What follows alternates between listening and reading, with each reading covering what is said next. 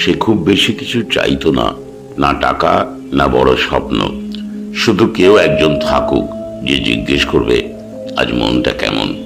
কিন্তু জীবন তাকে সেটা শেখায়নি। জীবন তাকে শিখিয়েছে হাসির আড়ালে কান্না লুকোতে, আর আমি ভালো আছি এই তিনটে শব্দ দিয়ে সব ঢেকে দিতে।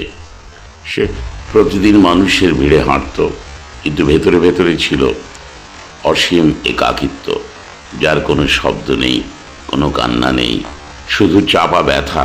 রাতে ঘুম আসতো না, কারণ কিছু মানুষ ঘুমোতে পারে না যাদের মনে প্রশ্ন বেশি আর উত্তর কম। সে জানতো মনে না করা কেউ কথা না বলে, কেউ অজুহাত দিয়ে, তবু সে বিশ্বাস করত হয়তো কেউ একজন শেষ পর্যন্ত থেকে যাবে, কিন্তু থাকেনি। শেষে সে শিখে ফেলেছিল একটা ভয়ঙ্কর অভ্যাস, নিজেকে আর কারো কাছে মনে না করা। অপ্রয়োজনেও সে বেঁচে আছে, কাজে যায়, কথা বলে, হাসে, কিন্তু ভেতরে ভেতরে কোথাও একটা মানুষ চুপচাপ বসে আছে, যে শুধু এটুকু চেয়েছিল একটু বোঝা, একটু থাকা, একটু ভালোবাসা।